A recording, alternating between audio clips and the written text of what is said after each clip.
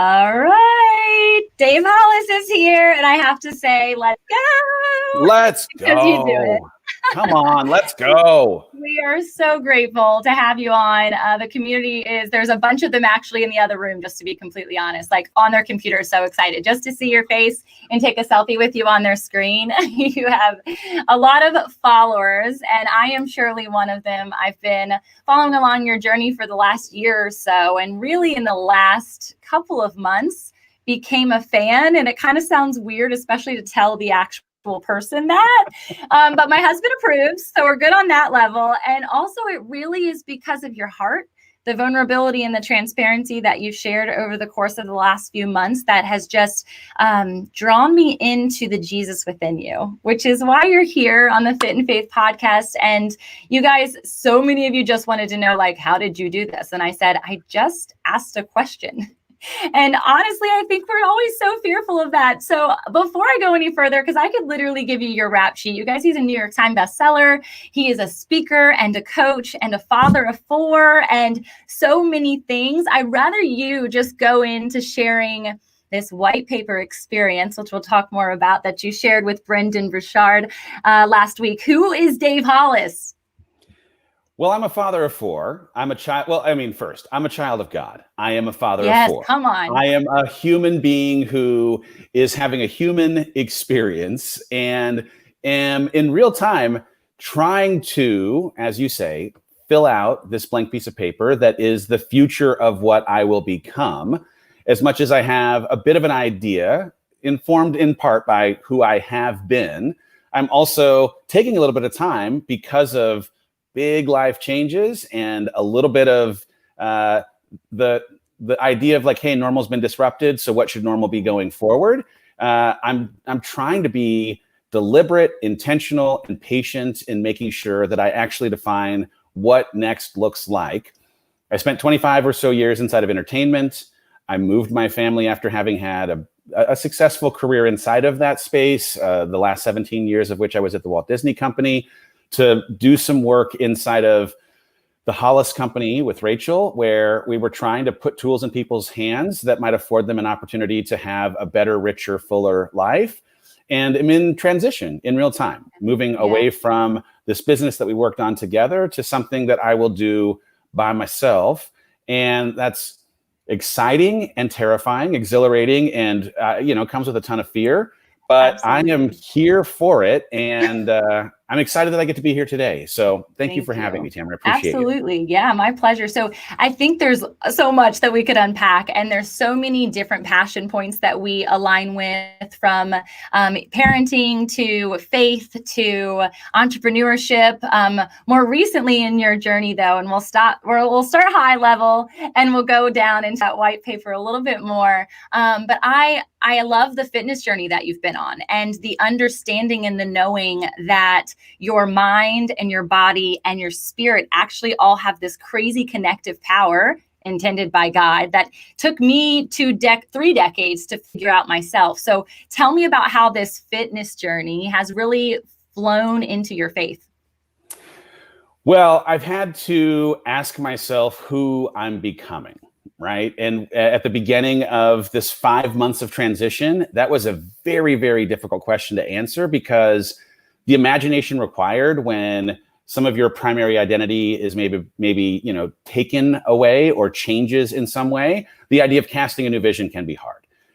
But once I was able to actually come up with, who do I hope to be, whether it's in a year or 5 years or at the end of my life, I could then work backwards from that vision with what I would need to do every single day to try and actually become one step closer to the vision of that person. And so my health journey has been a reflection of trying to create habits and routines around how I'd have to show up today to get a step closer to who I'm going to be. And so when I say health, I'm not talking just about physical health, though of course that's a part of it. It's physical, emotional, relational, spiritual, and mental health. All of them are important. And taking this holistic approach to being healthy has me in the healthiest state of my life, even though I'm also in the midst of going through the hardest thing in my life.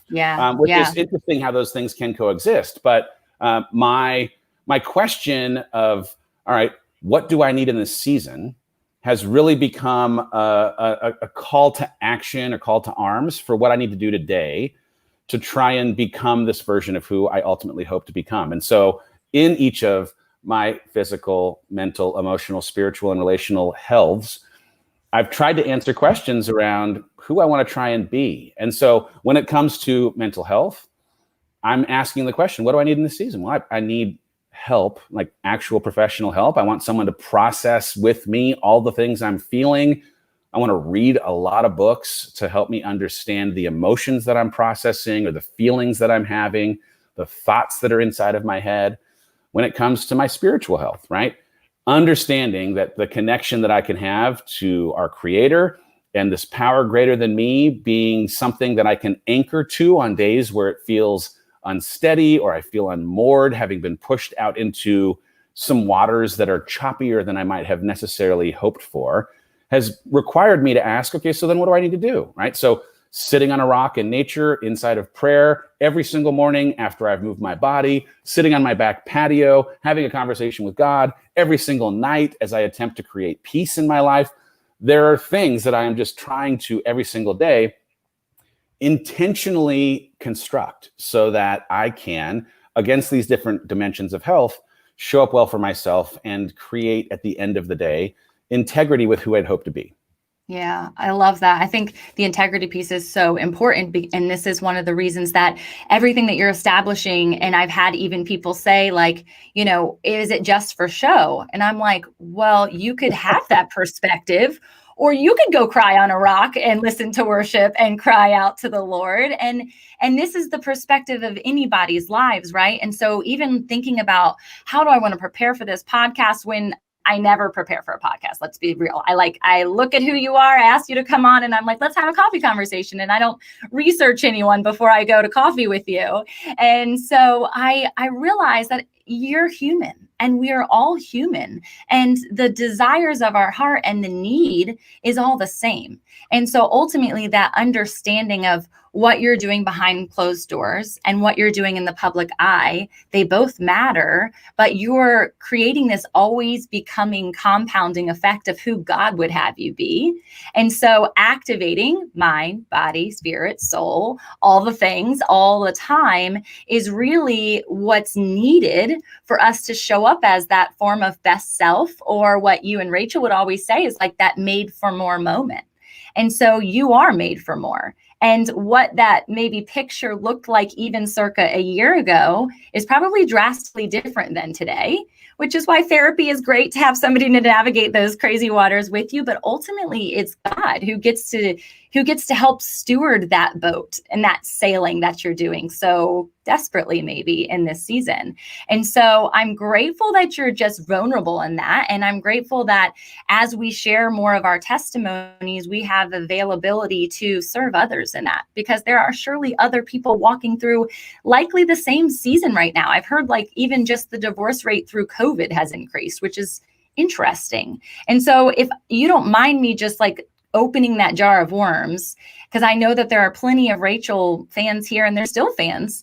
What does that look like moving forward away from Hollis Co? What is this white paper that you and God together are writing? What does it look like? Well, I'm a fan of Rachel's too, always will be. So good news, we're in great company in that respect. Yes. We're going to be partners for life in raising these four humans, for sure. I will just to the previous point mention, struggle thrives in the dark. And so the collective experience of grief that all of us are processing because of quarantine, the maybe special circumstance that you might find yourself in with relationship transition, job transition, any transition inside of these crazy times, there can be one of two things. You can go in a cave, you can hunker down, you can turn to coping mechanisms, you can, in the dark, allow the struggle to take control of your life, or you can talk about it either with a professional, you can talk about it online, you can talk about it with your friends or small group. But talking about it for me has been part of the catharsis and processing how to make good out of hard. And so I want to encourage you, if you're going through a hard time, if you leave it in the dark, I'm telling you, it will fester, grow, and become debilitating in a way that has, at least for me, It doesn't make it easy necessarily, but it makes it easier because of the willingness that I've had to talk openly about the feelings. It's created an empathy bridge for many, many other people that are also experiencing in real time struggle, pain, trauma, grief, that allows my humanity to make them maybe feel a little more human, make them feel a little more normal. And in any of the resources that I've found that have helped me get a little bit better, get a little bit healthier, feel a little bit more connected to my enoughness, my wholeness, my worthiness at the beginning of a day, whether I've produced or not, whether I'm married or not, whether I have a job at a certain company or not, has affirmed maybe for them that there is also truth in that experience for them and their struggle and their humanity in processing it in whatever way they do. So yeah, so good. And I just wanted to make a note because of the coping mechanisms conversation. And you actually unpack that a bit in your book, which is really powerful. If you guys haven't read it, get out of your own way. You got to go check it out. Thank you. I listened to it on Audible. And so it was on a good car ride home that just poured into me. But the coping mechanisms is one thing that can be really scary and even more isolating than the actual problem that got you into the state of coping. And that part, bringing that part into the light by allowing others not only to see that it's an ailment and something that you need, your Moses moment where you have community coming in to help raise your arms because it's hard to do, is knowing that in that sharing, you now create accountability. Yeah. And so you've done that so much with this community in this season that you're in is you're saying it's hard. Today is hard. And I can only imagine the amount of feedback on the thousands of comments that are coming through that make you say, whew, okay, I can do this, because there are other humans walking through something maybe even harder. Right? Oh, yeah, for sure. There was a sermon I listened to from Stephen Furtick at one point on a long run. And he was talking about this idea of secondary storms. And I think a lot of times when we're introduced to trauma or grief or hard times, headwinds, quarantine, whatever it might be, that sometimes we reach for something to cope, thinking that it's going to help reduce the anxiety, reduce the fear, reduce the uneasiness. And what we're doing by reaching for something is actually creating a secondary storm that a lot of times can become bigger than the storm that we were actually trying to mute in the first place. So a big thing I would say is, if you can identify your triggers, if you can identify the things that end up making you feel anxious, fear, uneasy, unrest, whatever it might be, and find ways to address the thing that you're being triggered by in a more productive way, you're probably going to actually get to the root of finding the reward you're looking for. You want peace. You want to have less anxiety. You want to feel more certain. Like if you can reduce the thing that was triggering you in the first place in a healthier way, now you've avoided a secondary storm. You've been able to head off that, the initial storm in a way that actually makes growing from it, learning from it, becoming stronger or better from it, a possibility instead of it becoming something that will impair you and keep you inside the storm for a longer period of time. Yeah, that's so true. So you asked the question, I'm going to answer it. It was a while ago, but about the blank piece of paper, right? Yes. Okay. Yeah. I have so much to say about this blank piece. Yeah. So what's interesting for me is I was married for 16 years. I did not contemplate not being married one day in 16 years, and we are not married. Okay. And in having been married, my primary identity for many, many years outside of my relationship with God was being a husband. And so not having that as my primary identity, what my identity was became somewhat of a crisis inside of my life. And in a world where so much of what I'd been doing for the last handful of years was about trying to build and drive around dreams that honestly were more driven by my wife than myself. I was more the operator integrator to her being the visionary in what we were trying to build. The imagination that was required to actually cast what was next was a difficult thing. And so what I had to do first, and what I'll argue anyone who feels stuck in any way has to do first, I had to make a list of the things that I was afraid of in actually being able to paint as vivid a picture as possible for what next could look like. And so I made a list, 46 things on my list of what I was actually afraid of, what was it that was going to get in my way. And in making the list, bringing those things to the light, I was able then to ask, are these things real? Many of them were not actually real fears. They just were things that were sitting in my subconscious or in my consciousness that I thought I was afraid of, but now that I had them on a piece of paper, they were not things to actually be afraid of. And if they were things that I was legitimately okay in being afraid of, what plan might I construct to reduce the kind of risk that could come in still with courage walking towards those fears, because I had to no matter what. And so that was the first step. The second step was, all right, now that I've addressed the fears, what do I want to actually have my life look like, right? What do I value? So I started with this list of what are the things that I value. I made a list of core values that anything I do next has to fit inside of. I want to work to live, not live to work. I want to be an ally to all. I want to practice servant leadership. I want to live with integrity, as in if I'm teaching something, it better be something that I am practicing personally. I want to do all of it through the lens of positivity, right? So I made a list of the things that I actually value in my life. And then I made a list of the things that I want to actually do. And I just ended up creating these 4 pillars, as it were, that were around the things that I identify most with, where I think the gifts that I have been afforded by God can be brought into this world in a way that affords light. Yeah. And so I'm going to focus on this now, primary identity that I have as a parent of 4 kids. Are there resources that I can create for kids or parents of children to help them understand truth before the world teaches them lies? Is there something inside of personal development where I have previously written about skepticism in growth and how my fixed mindset held me back and how my motivation style was something that was compromising my ability to keep going on days when I didn't feel like it? Are there ways that through personal development I can teach to anyone who may be wired like me with mindset blocks, with any issues they may have had with any coping mechanisms, with any kind of motivation challenges, a question around how, with my experience professionally, I might be able to afford people insights in either navigating career inside of a corporate environment or entrepreneurship inside of a startup environment. And then this fitness piece, right? And so how my pursuit of health against physical, emotional, mental, spiritual, and relational health has been transformational in the way that I feel about myself when I'm by myself, and what kind of tools that I might create against those things. And then the third thing, there's a longer list, but the third big thing then was, all right, so what can I make? What could I make that would actually stay consistent with my values and live inside of the pillars of what I believe to be the best ways to use the gifts that I have been afforded, that would bring to people opportunity to make their life better? Because I am interested primarily in impact, light, and using the potential that has been placed inside of me by God to give people a belief in their own potential, to unlock their own gifts. So I started making a list. Okay.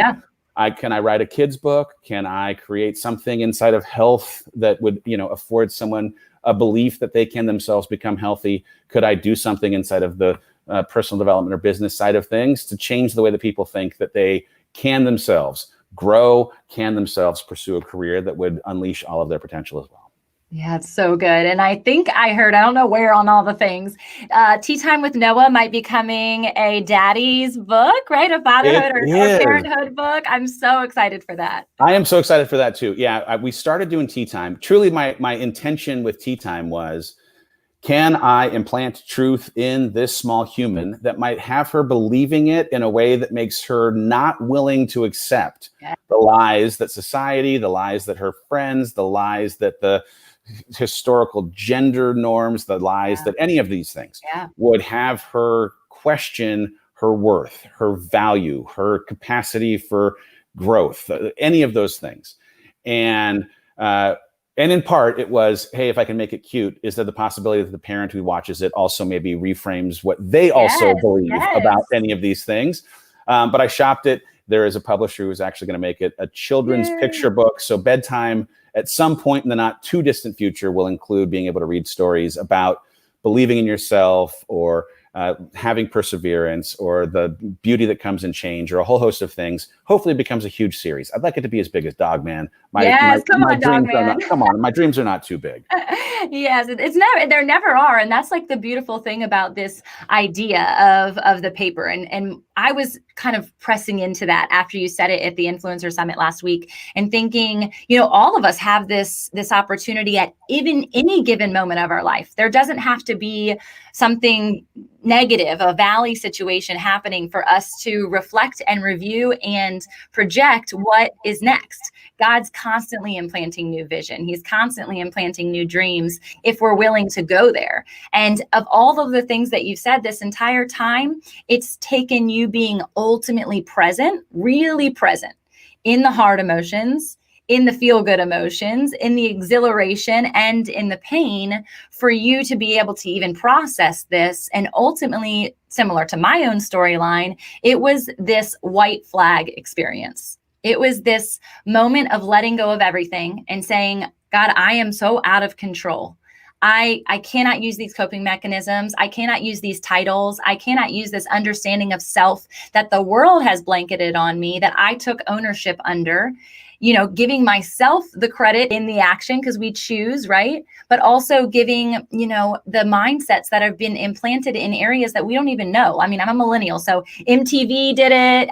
My morning cartoons did it. And you are now witnessing this as you raise these children and seeing all of the things that they're continually exposed to, that you just want to like close their ears and close their eyes and be like, hold on, wait, I have something to say about this because God has something to say about this. And I want to impart that into you now, so that you don't have to spend the tens of 20 of 30s of thousands of dollars in therapy that I had to, right? 100%. I'm buying a human being a boat. Yes. His name is David. He's amazing. I love the therapy that I'm doing. It's all about self and reminding myself of who I am in a season where I've struggled a little bit with who I am. Yeah. And if I think I could have gone back in time and had different kind of tools, different kind of resources that would have reminded me in a different kind of way of who I am, irrespective of the conditions I find myself in, who I am without titles or without being married or not, even without, kids or not, I wouldn't necessarily have the need that I have in real time to process it as much as I do. But it's been such a gift. I hope that every one of us can think a little bit about the responsibility we have in trying to impart these truths to our kids in a way that will prepare them and hopefully inoculate them in some ways to the way that the world would otherwise try to convince them of their lack, of their not having enough, not being worthy, because that's the job of the world. Right, but our job as parents, our job as people of God, is to remind our people and ourselves of our enoughness, our worthiness, that we are, before we even get out of bed in the morning, already good and already prepared for whatever ends up coming our way. And it's interesting too, because we both, we're both under this coaching umbrella, and like people are like, oh, you're a life coach. What does that mean? I'm a business coach. You also teach in the business coaching space. And so knowing, like being footed in this knowing, right? And all of the stuff that we've poured into our personal and professional lives, being able to impart that to people, these, foundational premises that you teach, Noah, in these simple little sweet, silly times are actually the exact same conversations that I'm having with grown women who are 5 decades into a life that they designed that they don't even love. Yeah. And so the listeners now are not Noah's age. Hopefully you're not on Facebook and don't have a Facebook account, something else we can impart. But all the people listening, like they're in the stage where they need to know and feel that same sense of worthiness, that same sense of capability. And so in your coaching, but are you going to keep doing that? First off, you need to. And secondly, like, how do you impart to them at that point that they, as a grown person, are also worthy, called, and purposed? Well, a lot of it starts, like the courses that I've done have been anchored around a chronological progression through something you can build on top of. And the beginnings of the conversation tend to be around identity and fear, because our identity tends to be formed by a collection of experiences that we have given weight to or have allowed others to give weight to on our behalf. And so the frame or the cage inside of which we live tends to be anchored around the way that we have processed or are still holding the weight for experiences from our past. And so I tend to start with, how can you see the things that you've gone through as having perfectly prepared you for what comes next? Are there ways for you to associate gratitude even for some of the things that you would not have necessarily asked for? I will tell you, I'm 5 months into this journey. It's a thing that I would have never asked for. And I have very much in the processing of this experience come to appreciate the gratitude that I can associate with something I did not see coming, I did not hope for, wish for, think was a possibility in my life.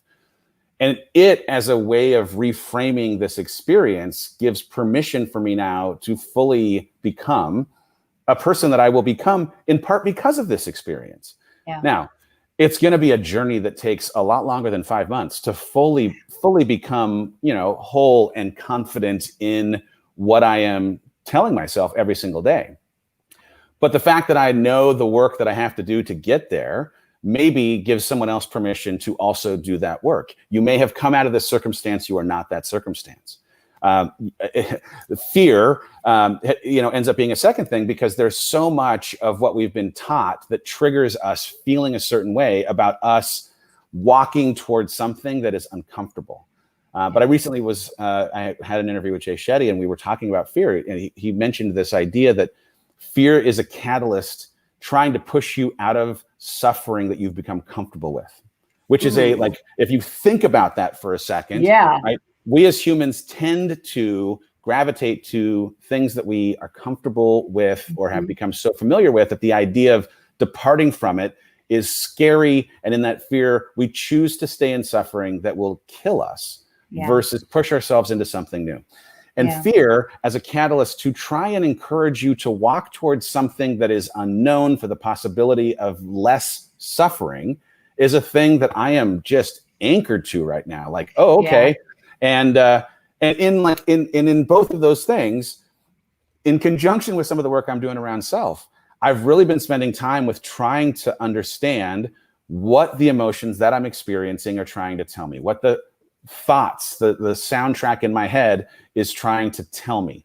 I am not the voice in my head. I am the observer of those thoughts. I am not the feelings that I am having. I am the observer of those feelings. And now inviting those feelings to come and sit with me and ask them, which is it sounds crazy, but I'm telling you, when I become anxious, right? When I become anxious and I see that anxiety come sit down next to me and I'm able to have a conversation with it, asking it, what anxiety is your purpose here? Why have you decided to sit down here?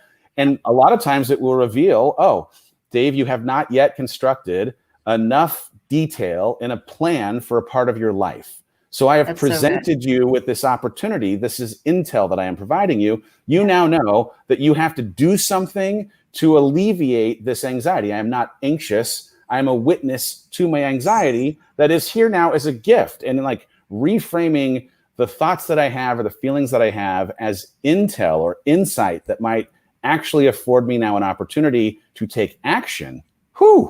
It's been such a gift. All right, I'm going to do something so unprofessional. I have to plug my computer in or I'm going to lose you. All right, 2 seconds. Please do that. Okay. Everyone, drink your water. Have a moment to yourself. Yes, okay. Water break. Drink your dang water.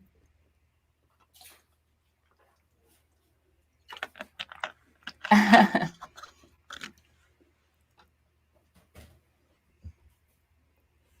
like his picture setup over here.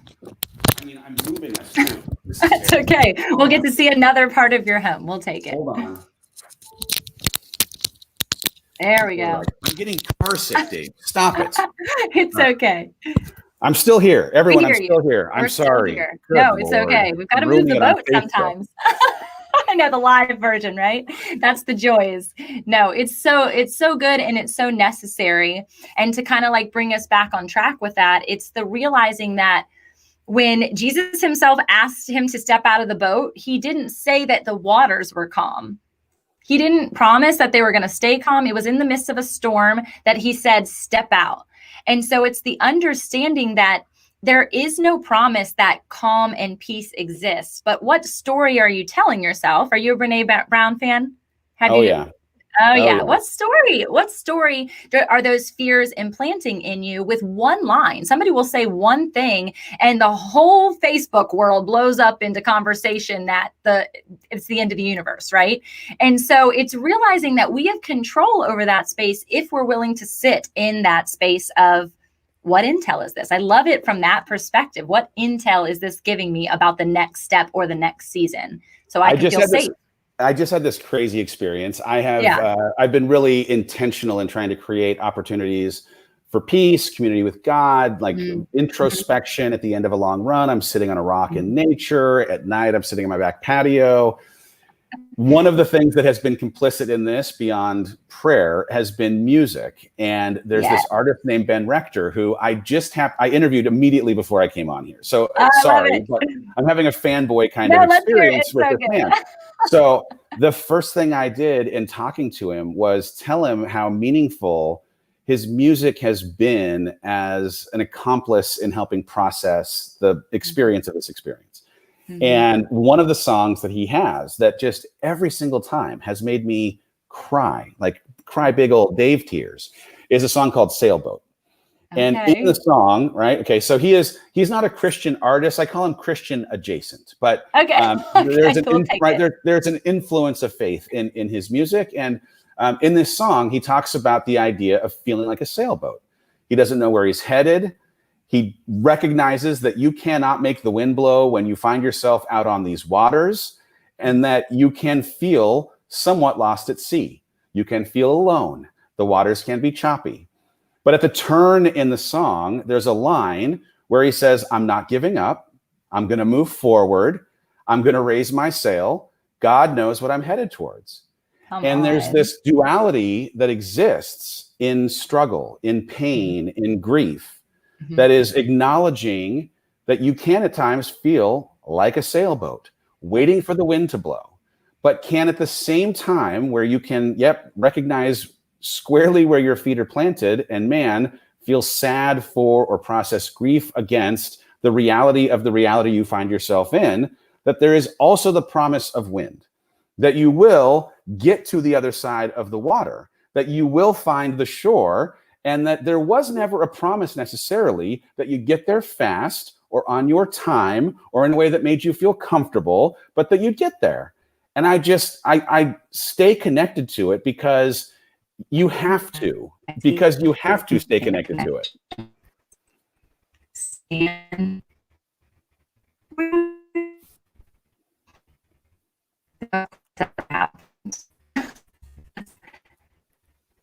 Hopefully it didn't pop off. What happened? Seriously, the boat is rocking. We stay calm. Are you there, Dave? Did you lose me? I see you on full Wi-Fi. Are you on full Wi-Fi? I can hear you, but you can't hear me? Oh. There you are. I hear you, but you can't hear me? I hope you just heard my beautiful sailboat analogy, or we're in trouble. No, so I heard the whole Ben Rector story, and then I hear your perspective of how you feel. But they're saying yes, so maybe I just lost you. Hopefully they're on. Of course, that never happens. You can hear me, though, so that's good. I can hear you. Okay, good. All right, so go back, because I didn't hear it, and I want to be able to pour into it. So you get the song, you're fanboying over him, and yet we're all in a boat, right? But there's a promise of wind, is where I hear.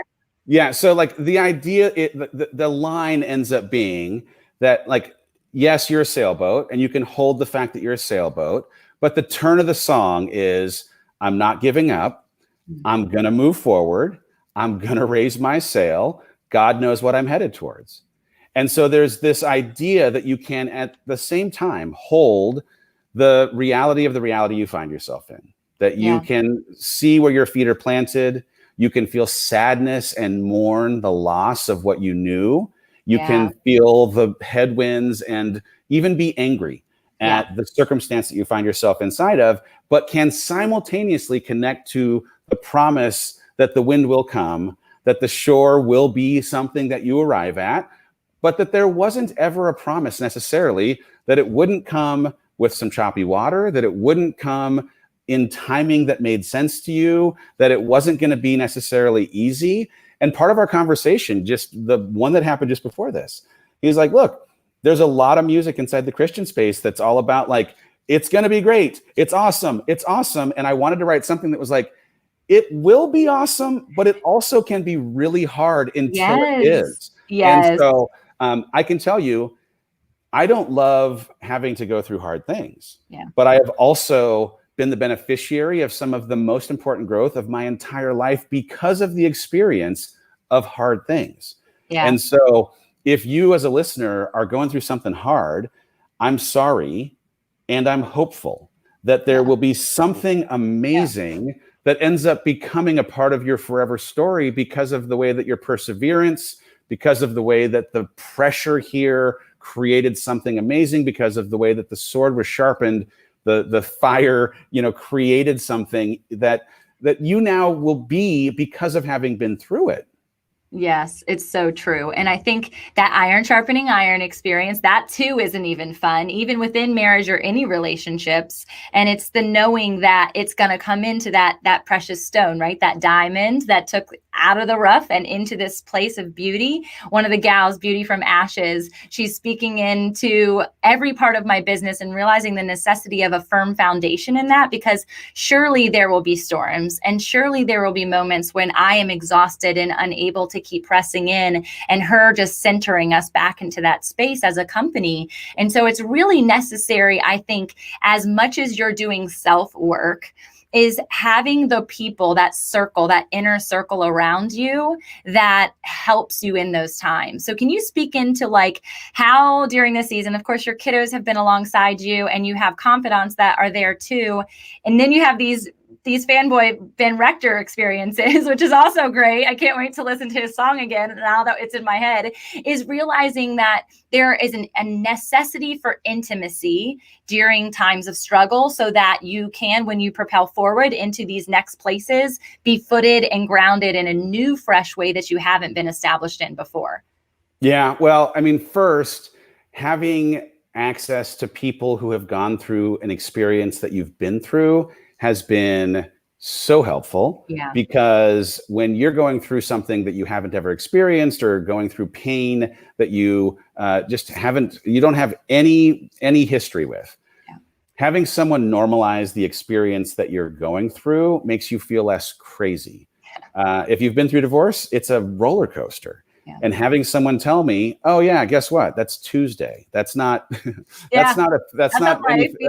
the way that it goes on a Tuesday," has been so helpful. And that's just awesome. having those resources, having those people that can talk through whatever is going on that day has been just an unbelievable gift. Yeah, I had in the pastor of the church that I attend something that was just surprisingly meaningful, in that every day for about 2 months, he sent me the same text, and it was a simple ask: what small piece of sadness can I hold for you today? Wow. Right? So it was his attempt to see me, his attempt to connect with me in a way that made me feel connected, and in an empathetic overture, an offer to carry some of the burden. He wasn't looking to make it go away. He was asking, is there one small thing you want to share with me today that in sharing it maybe lightens your load just a little bit? So that was amazing. And then I would say too, the generosity of people that I don't know, right? One of the weird benefits of having a life that I do where there's a little more of a publicness to it is that I am immersed inside of community at all times. And the way that community has been supportive on the days when I don't feel awesome has been such a gift. But there has even been some people that, again, I don't know. There's a person named Jared, who in my direct messages in November of last year, okay, so we had a conversation about Rise conference. Right? So we had a conversation about divorce at the end of May. So 6 months prior to this divorce, this person named Jared just started every single day sending me a prayer. Hey, God put this on my heart. I was thinking about you. I want you to have this word today. And at the beginning, I was like, oh man, that's nice, Jared. Are you okay? Is everything okay, brother? Right? Yeah, Like how can I help you, even though I you're didn't, praying for me? right? I didn't understand it. It felt overly generous. And I didn't at the time appreciate that for 6 months, there was some seeding that was being done to prepare me for a hard season with someone who was being afforded some visibility spiritually to a word Yeah. that I might need.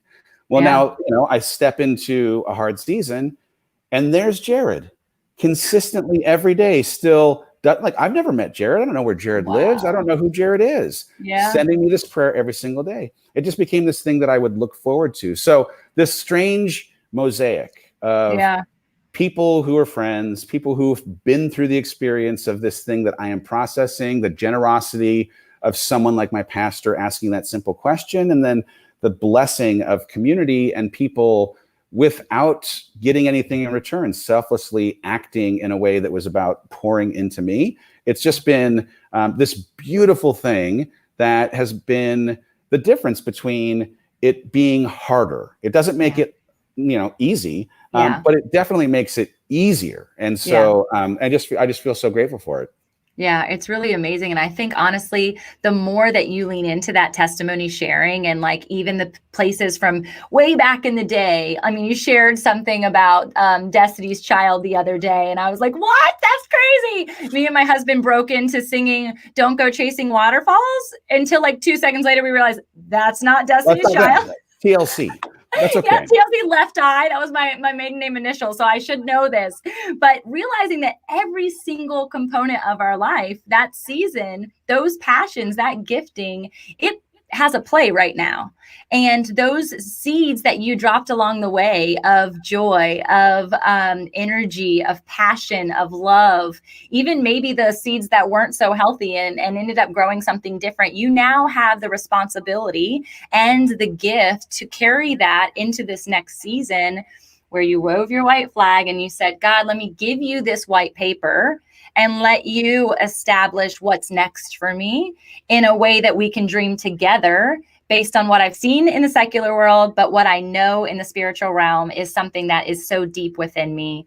And having and leaning on the community like myself, like these other people to get you there because we're a part of that process, right? Yep. But also pray for you, even in the times that you don't know that we're praying for you and just being in support. So it's crazy and hard because I can't imagine being in the public eye like you are, but also knowing that there are people who do care. And there are communities that are there to support you and buy your books and come to the conferences and do the thing. So thank you for sharing. Thank you for being vulnerable. Thank you for being transparent. And we are rooting for you.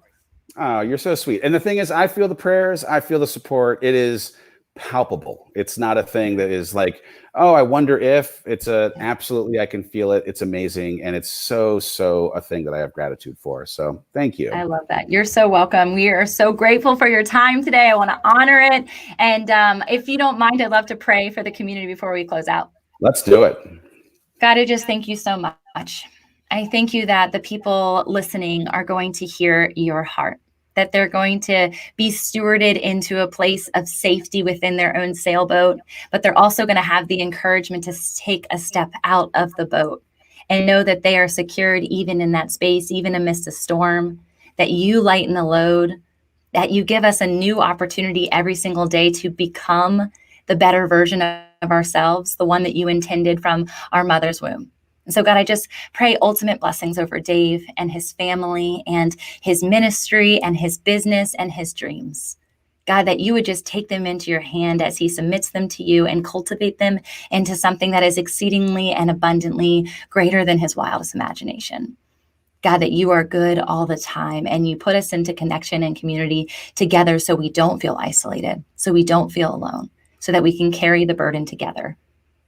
God, until we meet you face to face, we thank you for the beautiful gift and beautiful blessing of seeing you in other people.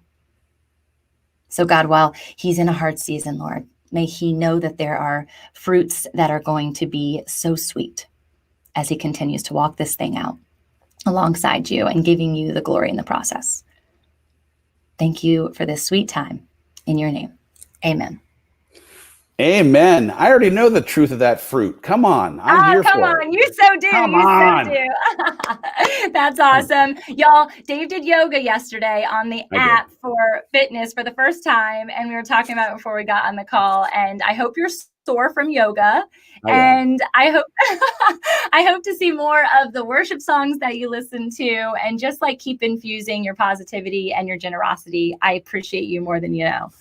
Right on. Thank you, Tamra, for having me. I appreciate it so much. Appreciate the community of support and all of the prayers. So keep them up. Thank you all. Blessings. Thank you, guys.